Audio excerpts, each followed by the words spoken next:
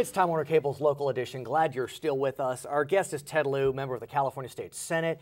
And sir, I want to talk about higher education in California. Sure. And I want to take a different path than what we've discussed in the past. And that deals with the salaries of the highest administrators at the CSU system, not the UC system, but the CSU system. Right. As you know, there was a big uproar when the president of San Diego State, the new president, received a significant salary. Right. You were very vocal about that. You were opposed to such large salaries at CSUs. I was. The president at San Diego State University got a $100,000 increase above his predecessor. At the same time, CSU Board of Trustees raised tuition fees on students 12%. And I understand that's frustrating, but let's play this out because, look, not many people can be president of a major institution like a CSU.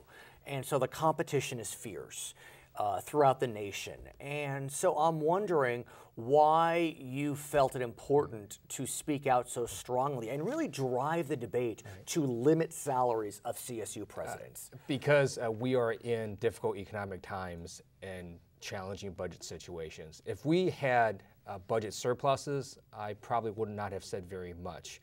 But when you're in a budget negative situation, to increase salaries disproportion is something that I think was offensive to California. But in the scheme of things, look, what are there, 23 CSU campuses? If everyone got a $100,000 raise, that'd be what, $2.3 million.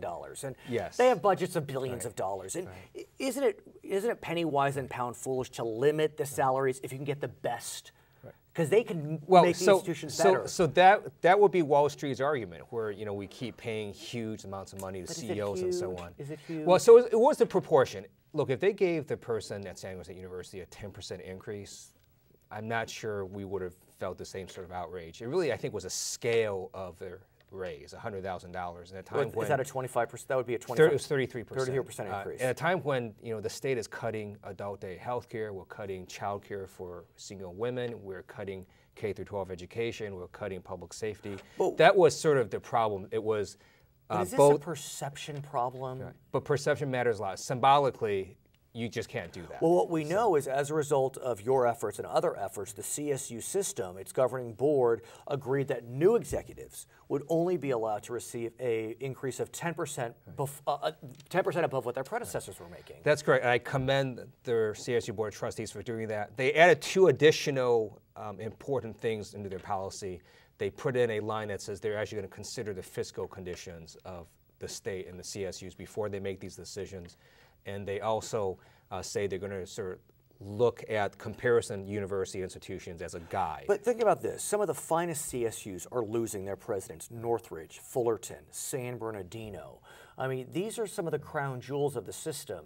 And if we have this artificial cap, how do we recruit them from the Arizonas and the New Jerseys and the Connecticut's? And So I believe that what they did with their policy of a 10% cap is fair and reasonable given these economic conditions. But also consider that it's a lot more expensive to live in California than it is to live in Arizona and Connecticut. Correct. Which is why all CSU presidents either get a free house live in or they get a significant housing allowance plus a car allowance. So they get a lot of benefits in addition. What about the UC system? Are they going to have a cap?